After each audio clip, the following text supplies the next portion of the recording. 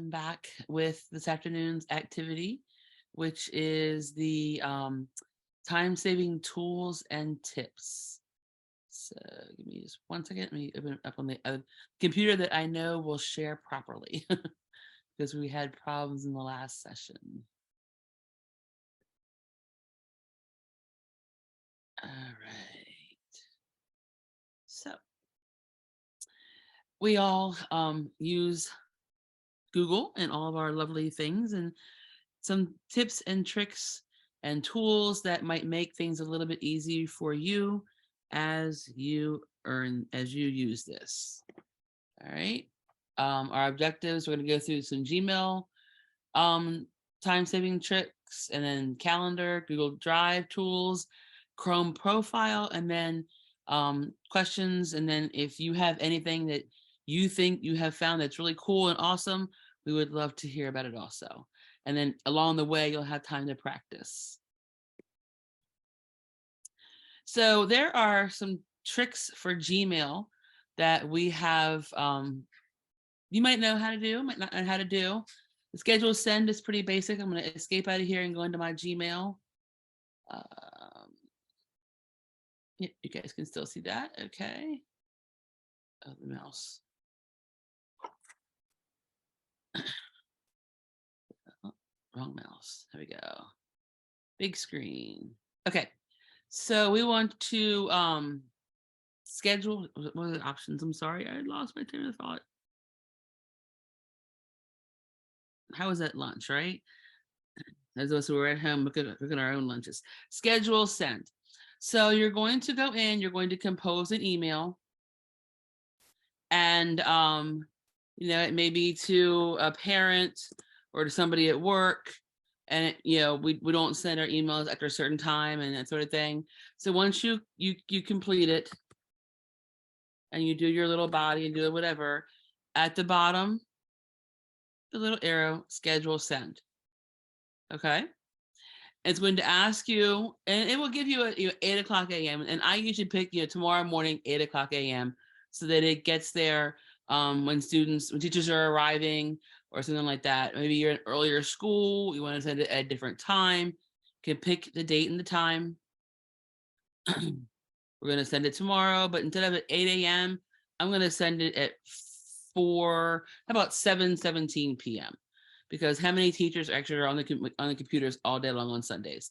So then I click schedule send, and it goes into the scheduled send folder, and you can see I have a scheduled email to go out tomorrow at the scheduled time. Okay, so that's scheduled send. Snooze messages.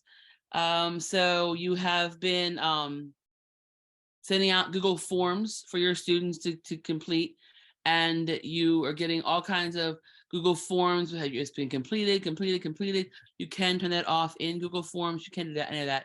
But I want to turn off just a couple of my emails that I have sent out. So I'm going to click on the email, and then I'm going to click the clock at the top of the screen here. Okay. And when you click on that clock, sorry, where'd it go? I got stuff popping up on my screen. Hold on 1 second. Let me move it out of the way. Sorry about that. On the clock, there's the clock. There it is. And we're going to snooze. You have the option of snoozing it for a certain period of time. Like if I'm teaching, I don't want pop-ups in my emails. I can, it can turn back on until at 6 p.m. the next weekend, or you can pick a date and time that the snooze itself will turn off. So it's snoozed until a certain date or time. So I'm going to snooze my Sirius. I'm not quite sure why it's coming to me. I'm going to snooze it until next weekend. And I will not receive any emails, that email from them, again, a reminder from them until next weekend. It will help clean up my email inbox a little bit. Okay. Some more Gmail tips and tricks and that kind of thing. When you are in your email, you might have written an email to someone, and not that one. That's my template. That's coming up in a minute. I send it. Okay, I sent her email, but then I realized, oops, I shouldn't have sent it. So I'm going to undo sending that email. And that email is now no longer sent. That's a lifesaver. But there is a trick. It's only for a certain period of time, and you have to fix that yourself. So to get the undo button for a longer period of time, or to set up your settings in that, we're going to go into the Gmail settings, that gear in the upper right-hand corner. In the settings, see all, let me close this email. See all settings, so that you can see all of the ones that are there. And then go down to where it says undo send. And I have made it for the longest possible time. I wish it would be minutes. I wish it would give me like 3 minutes, but 30 seconds is the longest. You can delay that and still get the email unsent. Once you change that, you do need to go down and click save changes. I didn't change it. If I had changed it to 20 seconds for me, I would go down and I need to click save changes. So anything in your settings that you do change, you need to click save settings, save changes for it to continue to remain in effect. While we were in settings, I should have showed you this, but while we'll go back into settings, and many teachers learn this during virtual times, when it was time to turn it all off for a while, the signature and vacation responders at the bottom here, so scroll all the way down. You should have a signature telling who you are and what you do. Okay, my signature. I always, end it with thanking for people for what they do to help us. So you can have that or not have that. And then I put, who I am and how qualified I'm supposed to be with all of my various degrees or roles that I play at my school. Okay. And in order to do that, you need, if you're going to change it, you need to go and put, after you change it, click save changes. Obviously, I don't have any changes. All right. And the last thing in settings right now is the snippet I'm sorry, not snippets. I'm reading the word I'm looking at. Is the let me make sure. Vacation reminder. So older students often will email their teachers about work turning in and needing help with things. And I know we want to help them, but we do need to have time to turn ourselves off because we need to have time with our families or our personal time and such. So during, winter break, spring break, summer break, turn that vacation responder off, from off to on. And the first day, might be, if you're going on vacation, if you're going out on leave, an illness, something like that, you can change the date that it comes back on. So my vacation, it's off today. It's going to come back on, tomorrow. And then so on Monday, I will be able to get my emails again. And you can still get your emails, but it responds back to the people. You can choose to have it only send that response to people in your contacts, only send it to people in PGCPS. If you do not set this up and you get an email from PBS about a activity that they are sharing with people, it will send PBS that. So do set it up only for PGCPS persons, or those who you email frequently, and then you again click save changes. Okay, so in my slides presentation, we did scheduled send, we did messages, snoozing them, we did settings, signature, vacation, responder. I did not do message templates. Give me 1 minute. Undo send. Okay. That's a lot at one time, I think. How about if we take, I mean, to me, it seems like a lot. Okay, so, and I see many of you have left me behind and you're already trying this on your own while I'm talking. So I'm going to stop for like 2 minutes and give it a 2-minute timer, because I know from the chat, many of you guys are in there and doing it now. So 2-minute timer. Go ahead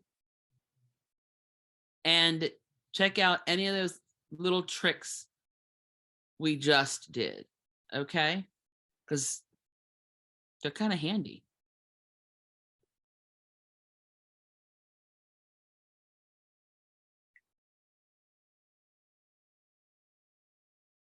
Terry, I like your birthday reminders to your messages to your students. You get that all scheduled in August and they get it all year round. That's a very good idea. I like that.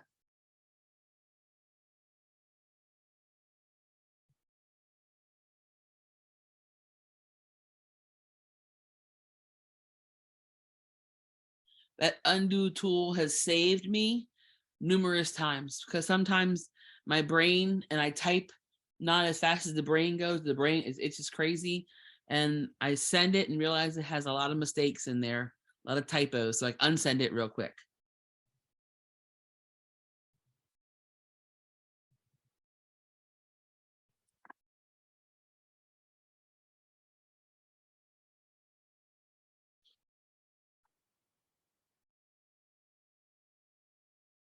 About a minute to play with those little settings to make your life a little bit easier.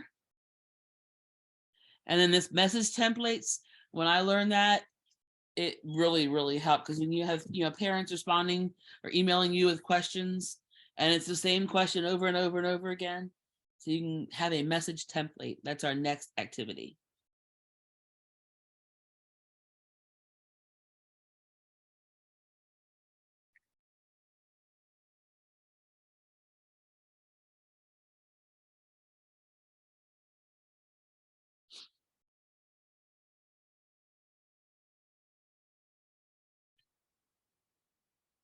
I'm gonna do a quick break, because like the students, we found something cool and we wanted to do it right away.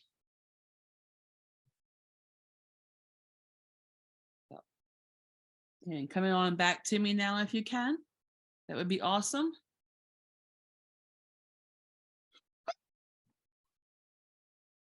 All righty, timer's up. So I do want to talk about the message templates, because if you are sending the same message multiple times a day, month, or year, this is going to be a time saver. So I'm out of office, obviously. Let me end that now just in case. So I am the technology coordinator at my school, and I am constantly having parents email me about their children's passwords have expired.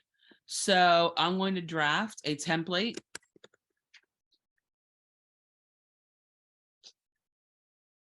And there we go. Thank you for emailing me regarding your students' template.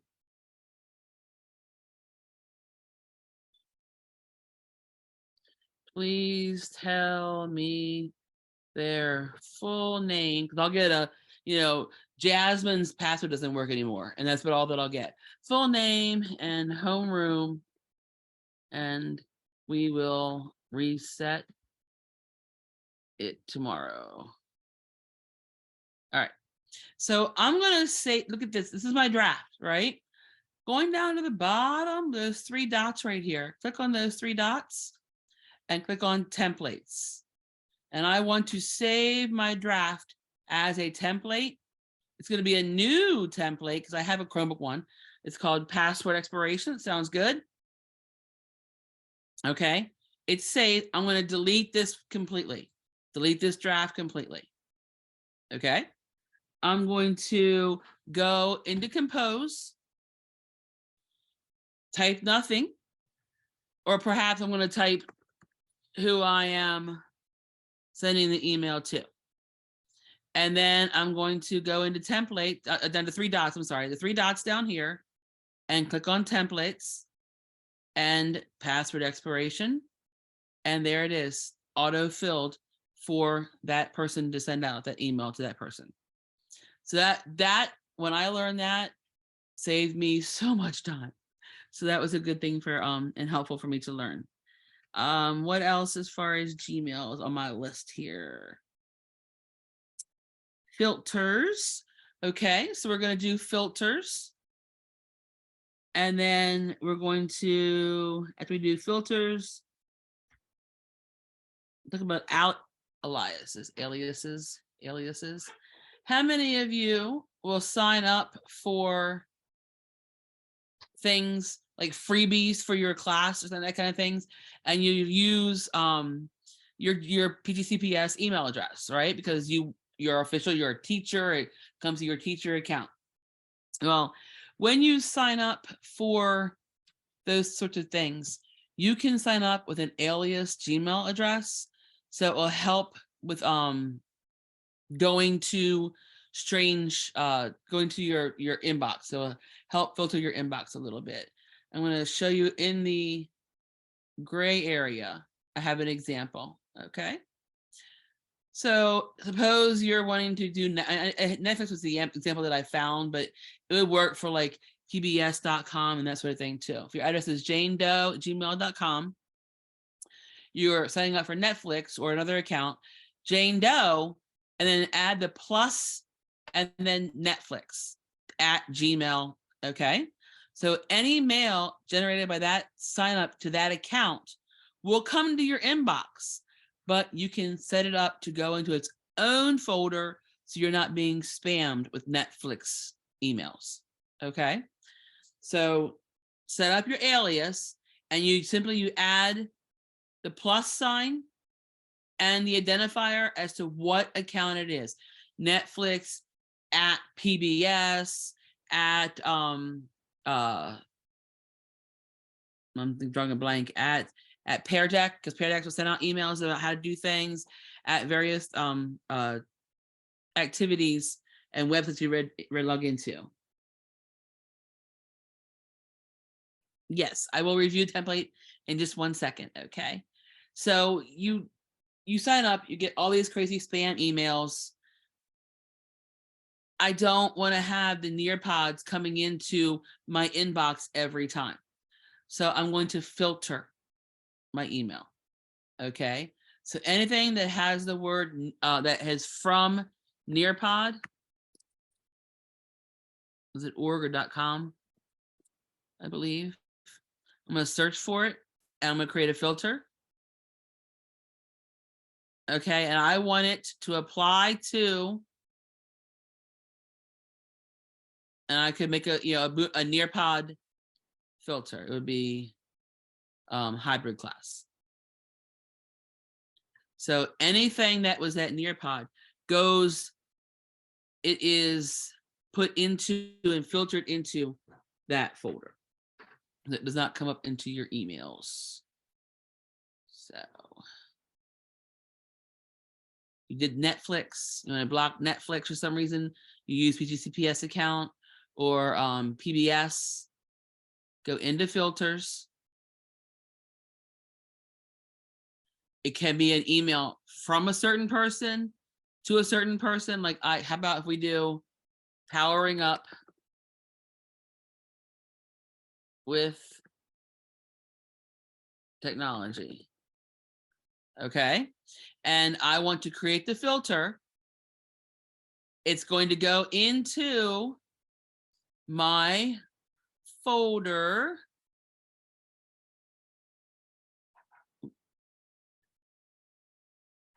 For professional development. Apply it, create the filter. So all those things go into my professional development folder.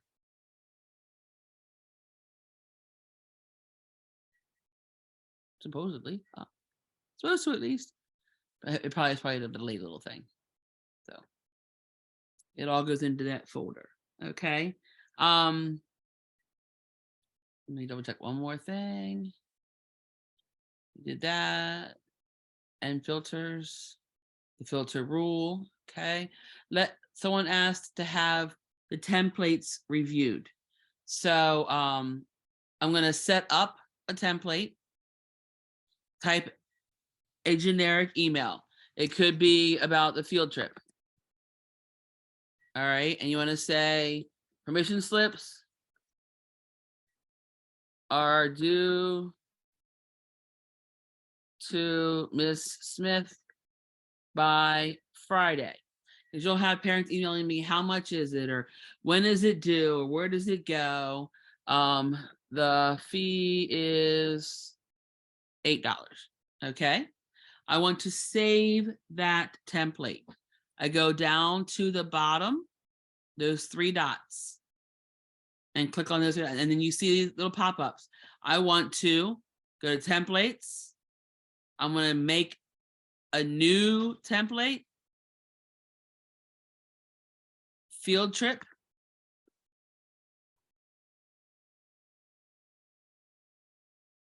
So that's saved now. Okay. I'm going to delete my template that I have right here. I don't need this any longer. I can delete it. Now to test out, make sure that I have my template still there. Compose. It's blank. There's nothing there. Go down to templates. And you're going to find the one you want, field trip. And it auto fills in everything except for the destination person you are emailing for templates. Okay. So I am not going to do 5 minutes for this one because we just had a 2-minute one. I think you might want to practice templates and email filtering. So good question. Elizabeth, thank you so much. I did skip that. I apologize. Elizabeth asked what the template option is not available. And that's true. It is not a default setting for PGCPS. I apologize. So in your Gmail, you're going to go to settings, see all the settings. This time you have to go under advanced. And then there's 4 or 5 options that you can enable or disable. Where it says templates, you must enable it in order to have the templates option there. I am so sorry. I forgot to tell you that first. Once you enable it, save your changes, and then go back to your inbox and open Compose. See if you then have the templates option.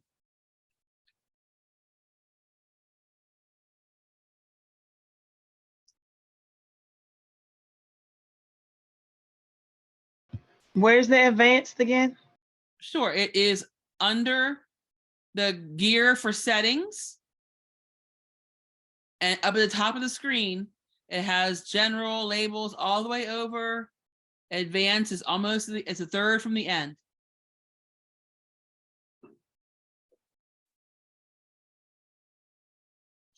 All right. Sorry about that. I got things a little bit backwards.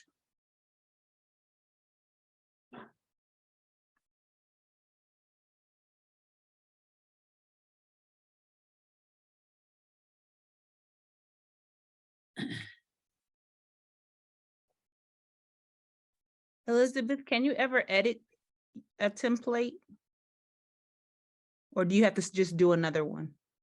That's a good question. I think you had to delete one and then do another one if you wanted to edit it.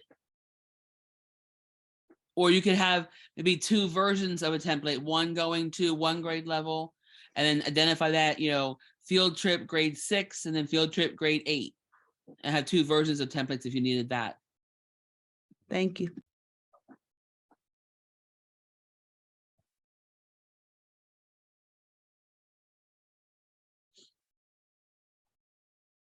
Something a little fun while you guys are playing with your templates.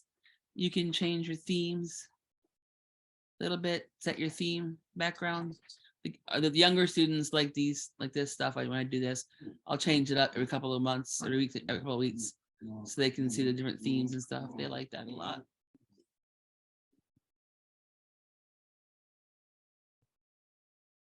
Okay, so about 30 more seconds or so to get your templates worked on. I'm not doing the full 5 minutes now because we just had some time. Our next little mini session is going to be little area is going to be on the calendar, the Google calendars. The dog's having an allergy attack. I'm sorry.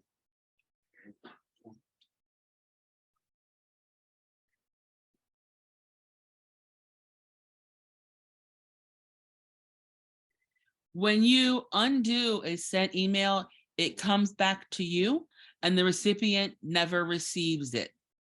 If you send an email and then you delete it on your end, the other person still has that email. Thank you.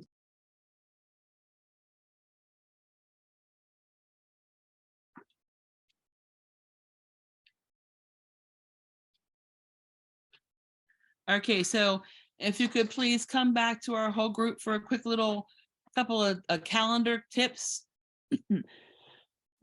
And I was writing these up and they were like saying, make it shorter, less writing, less words. And I couldn't figure out how to do this part with less words. So hopefully this is not too wordy. We're all aware we have a Google Calendar, right? And your many things can pop up on there. And I like Google Calendar because I do keep my personal calendar and my school calendar and all my kids' calendars on my one cell phone. Everything else not on my cell phone, but the calendar is on my cell phone. So to share your calendar, either with other people, for them to edit or to see or to do, you need to go into the settings for your calendars, and then you can add the email address of people you want to share your calendar with, okay? You can adjust, just like anything in Google, they have permission settings. Are they able to add events and edit or just to view, okay? And then click send. The key being on the other end of that, who you send it to, you have to let them know, hey, I sent you my Google Calendar. You must click on there to add it to your calendar. If they don't do that, it's not going to show up in their calendar. So going into our Google Calendar,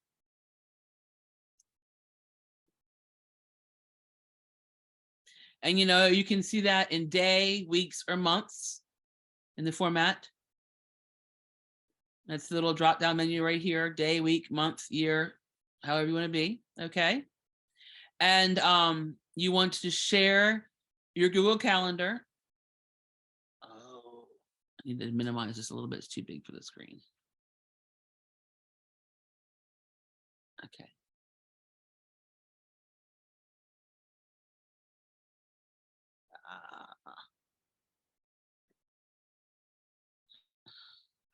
Not, hold on 1 second.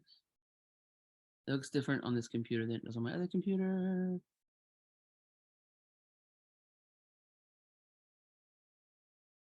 I've completely drawn. Oh no. Okay, I apologize. This is completely different than what I have seen on my events on my other calendar. Uh-oh. I want to share.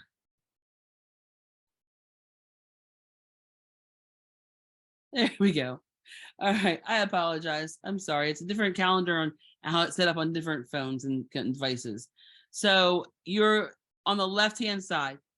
Every calendar you have access to is there. And believe me, it can be quite exhausting because all of your Google Classrooms you've ever done are going to be on that calendar, okay? But next to your main calendar, your calendar that you have been setting your appointments on and stuff, you're going to click on those 3 dots, okay? And settings and sharing. All right. And name of your calendar, description, all that kind of stuff. Go on the along here. You want to go down to share with people or groups. Okay.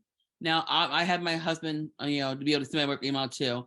But suppose I wanted to add my co-teacher. Okay. She has permission to see all event details. So she will know when we have our lessons due, when we have meetings and such. So I'm sharing with her permission to see it. Now, if I want her to be able to edit, make changes, anything, I can set up how much access she has to my account, my calendar. And then I send it to her. Now, like I said, she has to, on her end, accept that invite to the calendar. Okay. So I'll review that again because that was hard for me to remember. So you're in your calendar. You need to share your calendar with maybe your principal or a teacher on your team or something like that. You're going to go into where it says your name. Click on the 3 dots and then click settings and sharing. Now you'll see I have red marked in here. So if it's Elizabeth Stewart-Hancock stuff, it's red. If it's stuff that is related to other things, my iCal classes, our school calendar, whatever it may be, we have the Glen Ardenwood school calendar is in green. The regular holidays is in yellow. So they're color coded by what it's affiliated with. But again, next to my name, sharings and settings and sharing. Ms. Hancock's calendar, click. Right. So what I have done when I do share this with parents for appointment setting, they can only see when I'm free or busy. Okay, those who I give them access to, they can see the actual events and that sort of thing. Okay. Add people, type in their email address, somebody else at work, and then click send. For the next calendar activity, it's called appointment slots. Okay.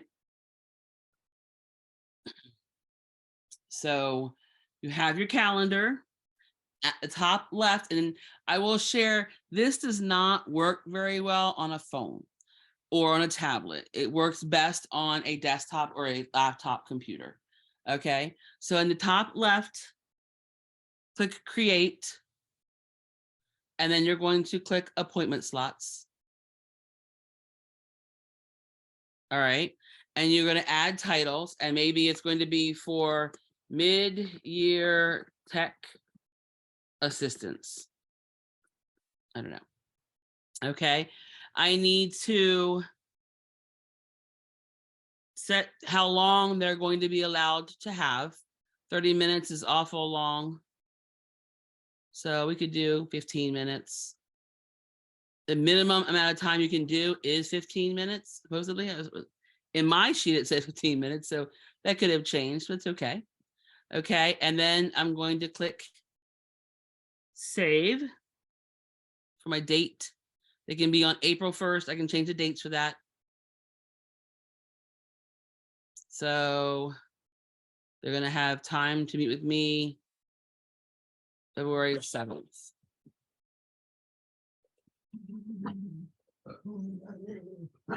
All right.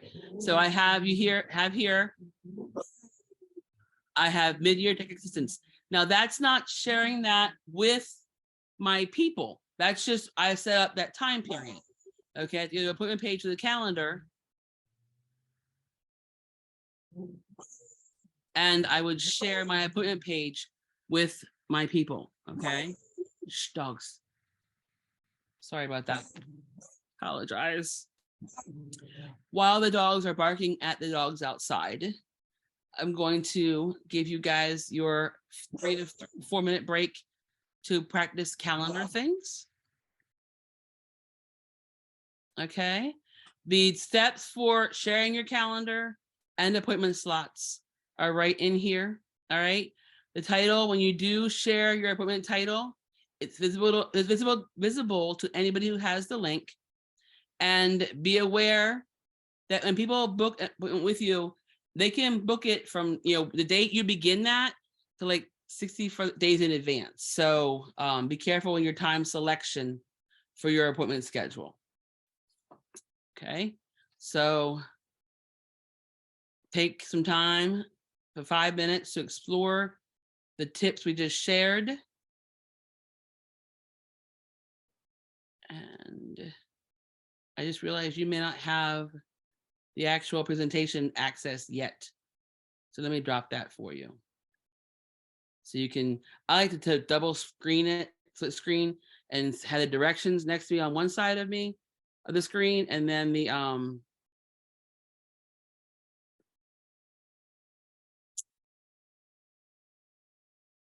actual window where I'm working on the other side. So that's the presentation link to my presentation. And it is slide numbers 8 and 9 for the timing. Okay.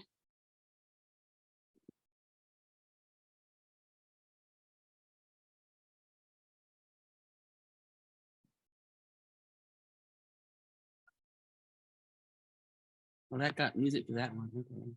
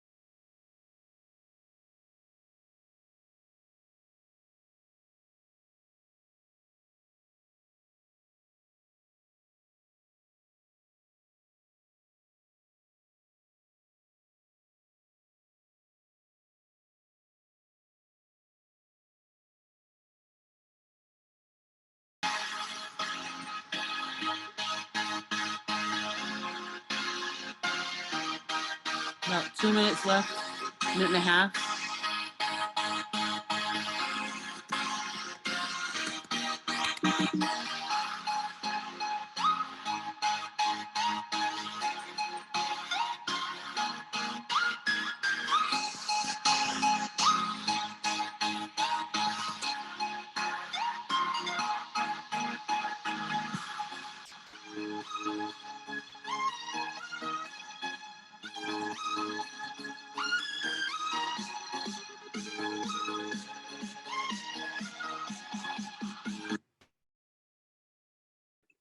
Sorry about that.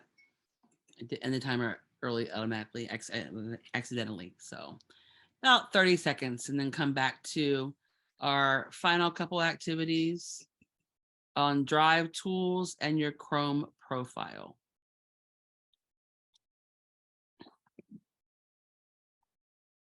Drive tools and your Chrome profile.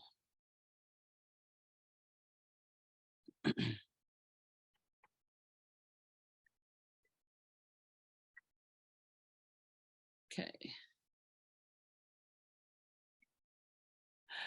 All righty. So a couple of the Drive tools that I'm seeing, we are going to show you they're in Google Docs. Let me show these first. Okay. So I'm going to open a Google document.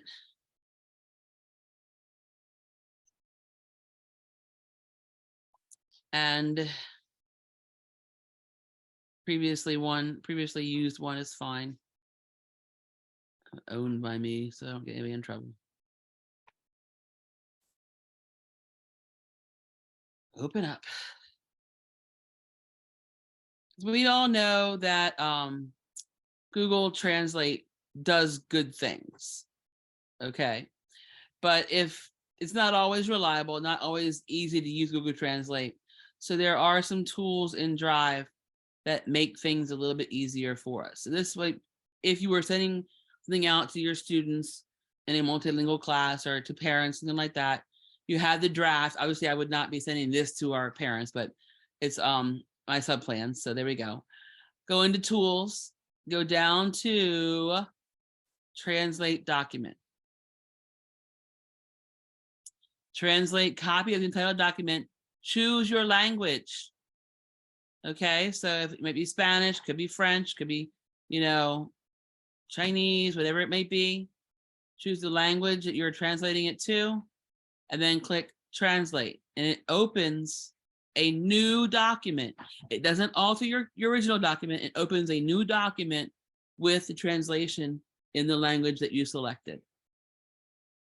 So that's a fun kind of a Drive tool for docs that makes life a little bit easier instead of opening Google Translate, copying and pasting, and that kind of stuff. So in Google Translate, there's a maximum number of characters it will translate at one time.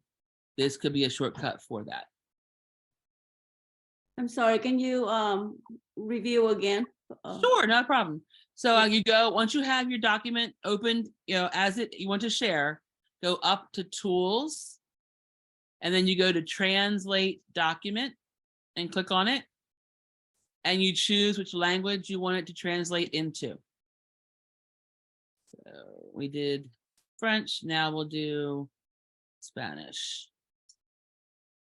just for variety. And then click translate, and it opens a completely new document. It does not alter your original. It opens a new document in that language. Thank you. Makes it a little bit easier, because I know Google Translate, when I had my multilingual class last year, I had 4 different languages in there. So I had to do a lot of copying and pasting to get all the language for the directions in there. But so this would have been a lot easier had I known about it last year. All right. Another tool, if you're trying to find out, it's going to be in your Drive, actually, I believe. You go to my slideshow.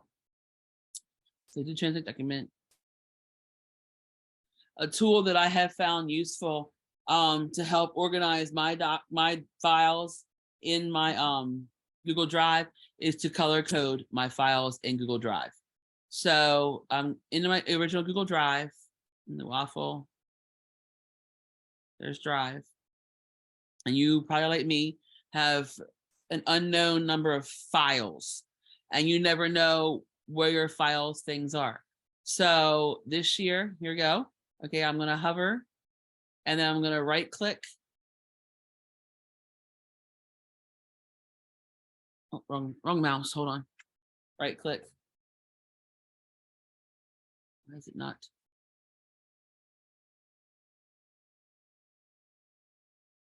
Okay, click on it once, and then you need to go to the 3 dots. Click on the dots. And I want to change the color of the folder. There's a limited number of colors to pick from, but there are, you know, some really cool colors. And that folder color then changes colors. So it helps you to find the important folders that you might need to locate quickly. So click on the folder once.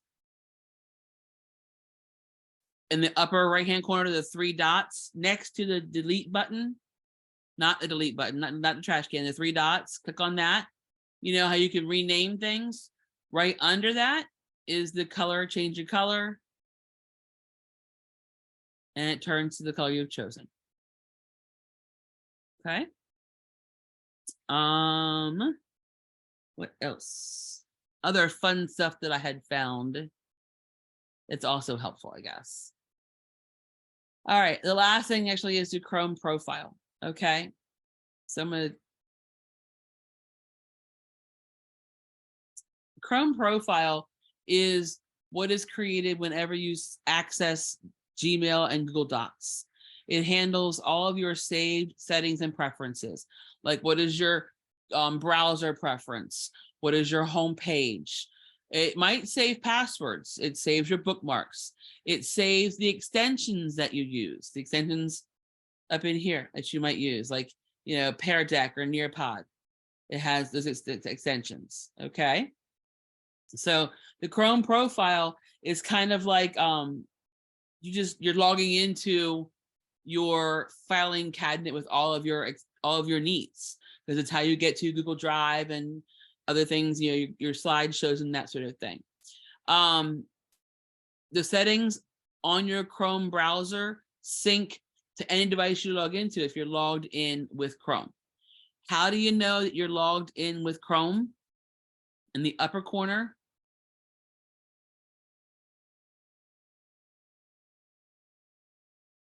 there you are. That's your Chrome. Okay. You have a Chrome login and you have a Google login. They are 2 different things. They're 2 separate things. Chrome login is the browser and the websites you go to that are not all Google. Maybe you read the Washington Post every morning.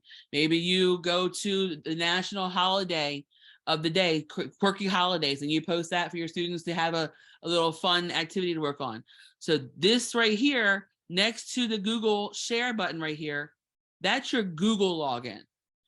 Up top, next to the browser information, that is your Chrome login. And you notice that sync is turned on. So whatever device I log into on Chrome, it has the same saved passwords, the same settings, the same formats and everything. Okay. So how do you make sure you have done your Chrome browser properly? In the Chrome browser at the top right, click profile. If it's not there, you need to set one up. You can manage it, choose your name you want to display. You can add your photo, and then click save. A new window will open to turn on the sync. Okay, so you might already have that, but double check in the upper right-hand corner. This is your Chrome profile.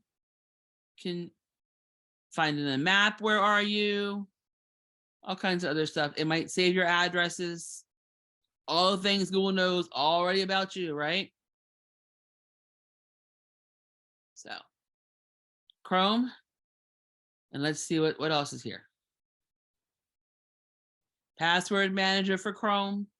You know, there's all my passwords. Look at that. You can't see the password, you can see what I've logged into with this Chrome browser. So it saves everything.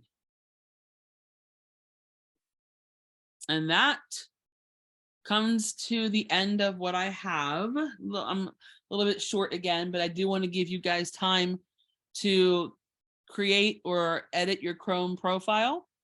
And then if you want to drop things in the chat to ask questions about, or if you want to share something, because we are all educators and we are all learners. If you have a tool that we have not shared with you today, and you want to share that tool with us, put it in the chat and we'll let you guys go one at a time to do that. So you can either work on your Chrome profile or do your share a tip and trick for us.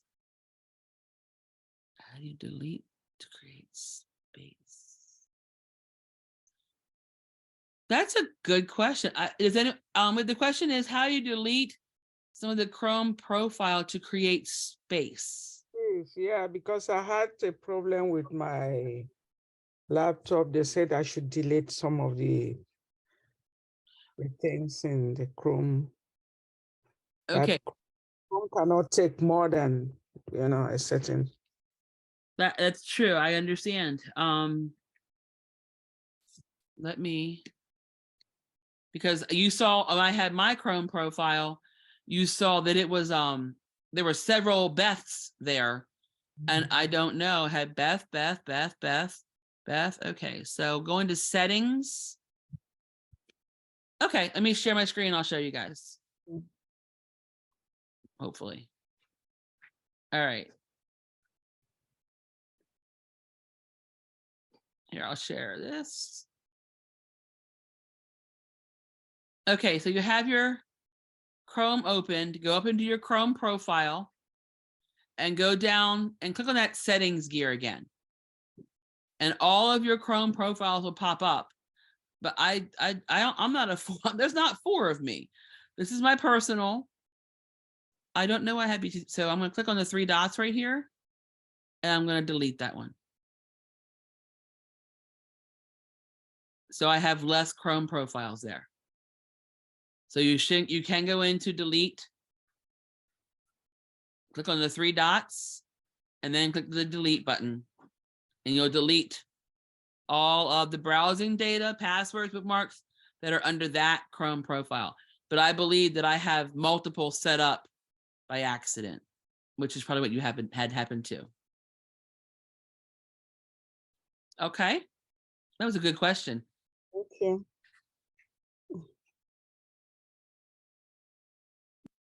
Any other questions or anybody else who wants to teach us something? And then you'd be called to share with us, right? I have a question about the profile. I don't see it at all. Am I supposed to be in my drive, or am I supposed to be in my inbox? Where am I supposed to find it? Okay, so the Chrome profile is not just a Google. It's for anytime you are using the Chrome browser. Are you logged in with the Chrome browser?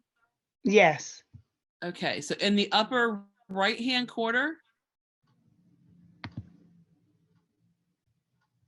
let me open it back up again. In the upper right-hand corner, there, the down arrow would make things, is a drop down. We don't want that. But there's 3 little dots, and then I have a daisy right there. See that daisy? Click on that, and you might not have an image there at all. It might just have a letter or be an empty space. But that's where you find your Chrome profile, or that's where you click to set it up at. Okay, so it's not there. So how do you do the setup? Let me look and see. That's a good question. T3, Sarah, do you have any idea if it's not there, where she might find it? You know, I think, are you on a Chromebook? Yes. Yeah, so I think that that for yours it's in a different location. So let me see if I can find some information and I'll send it your way. Okay, thank you. Are you welcome?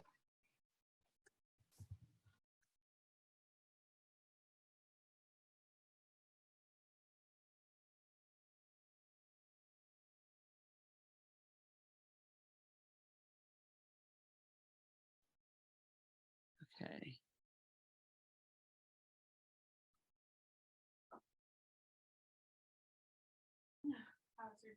The easiest way to clean up your drive. I do have another question about the profile. What's the purpose of the profile again? It helps you to sync your websites that you use a lot across multiple places, and it helps to save the same passwords you use over and over again. So it's a security thing. So anybody who's logged into your Chrome profile can access those things you have saved. But also and you can too. So if you were teaching your classes and you know you were going to be using a variety of websites and you did not want to type your password in each time you went to a website, you have it synced on your Chrome browser and your Chrome profile, and you click on that website and it would log you in quickly. Sarah just shared on the Chromebook the settings in the chat. So hopefully, can you see that? All right, and there's a question about how to delete a Chrome profile. Let me share that.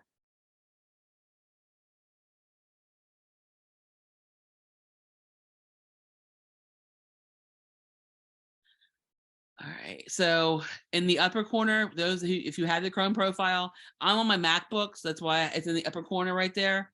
So you click on your Chrome profile, and there are lots of ones there, right? You can even add a new person if you wanted to, add a new person if you wanted to, but I don't want to. I want to delete. So click on the settings gear button right here. And then the profiles that are on your computer will all come up. Click on the one you want to delete, the 3 dots right there, and then click delete. And that's how you delete a Chrome profile from your profile.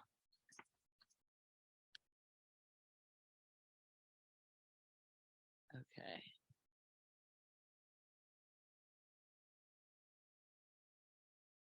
So if you're logged into a Chromebook, I think you can only have one profile at a time because you actually sign into the Chromebook with your Chrome profile. So that's probably why you can only do one at a time. So you may not see multiples there because the Chromebook is only limited to how much it can utilize at one time. That's why it's so cheap.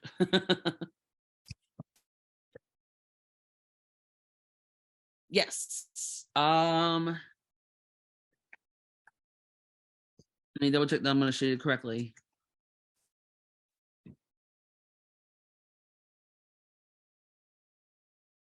All right. So to clear the cache or the browser data at the top right-hand side of Chrome, let me share again. Sorry. You got 15 minutes so I can talk to you. Okay, up in the right-hand corner, there are the three little dots. Okay, and you want to click on where it says more tools. Okay, and then you're going to go to where it says clear browsing data.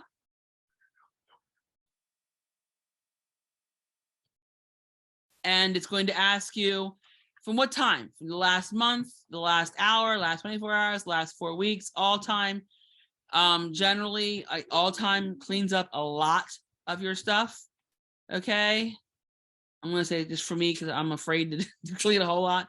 Last 24 hours, I'm going to clear my data. I always get scared about wiping things out too fast. So I always hesitate. You can clear third-party sites the same way. You should, check out what you're clearing, blocked sites, what you have to do. But that's how we clear our data.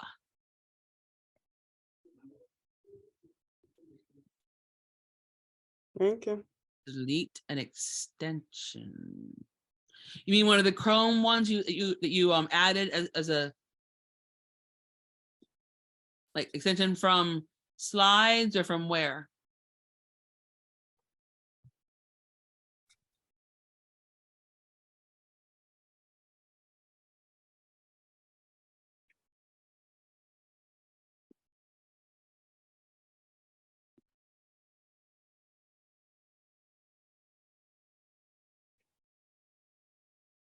Okay, so I think, Judith, I found that in Google Slides, you can manage extensions.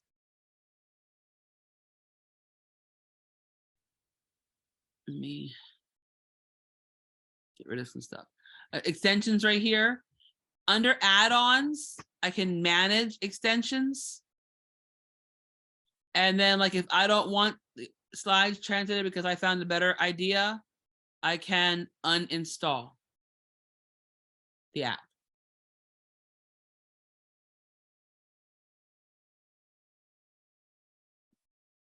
So that's how you can delete extensions from slides. It's probably similar in other apps for Google.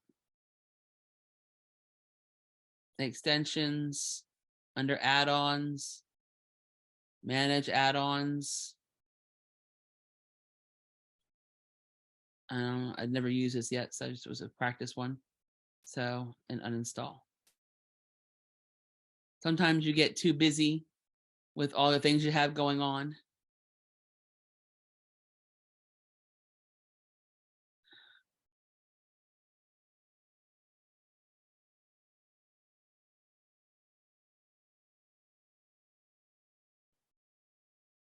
Clear old downloads.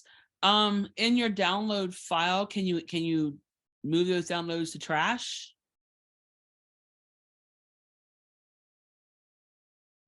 So I don't really know how to find them except for when I'm looking at something else. I see like piles and piles of history of downloads that are taking up space that I don't even need anymore. Okay. Do you know how to go to your downloads folder? Are you on a Mac or a Dell? A Mac. A Mac. So under Launchpad. She can go to the Finder on the bottom right corner. Do that too, yeah. And then you'll see, once you click on Finder, and I'm sorry, right bottom left corner, you can scroll down and you'll see your downloads there. Okay, so the Finder was Yeah. the face guy. Yeah, the Finder is like the blue and white, the blue and white face. Yeah, and then you scroll down to downloads. No, it just pops up a box, and then it's like AirDrop, recent applications, desktop documents, and then downloads. And once you click on the downloads, they're all there. And then you can just highlight them and drag them to the trash or right click them and put it in the trash.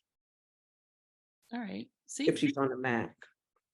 there we go. It's awesome to have excellent people to assist us. Because I got a lot of junk right there, so I get that. Okay. Any other questions? Hi, I have just a quick question. So when I'm in the profile, it says sync is off. Now, if I turn that on, what does that do again? I'm sorry, I don't remember. The device that you're using now, you have all the stuff that you have synced on there. It saves automatically. When sync is on, you can log into a different device, a different laptop, or a Chromebook, or even your phone or a tablet. And in the Chrome browser, the same websites and passwords will all be auto-saved. Oh, so it's so I should do it then. Thank you so much. Okay.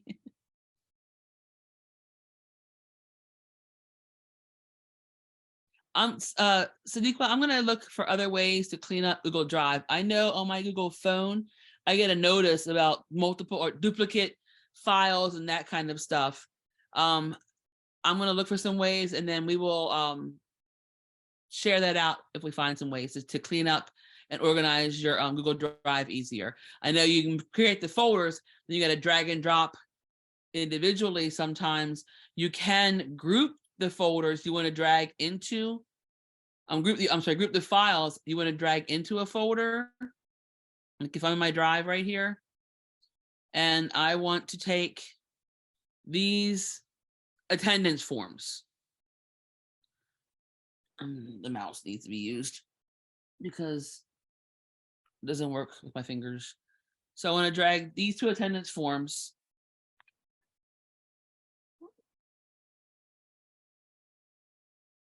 Oh, come on.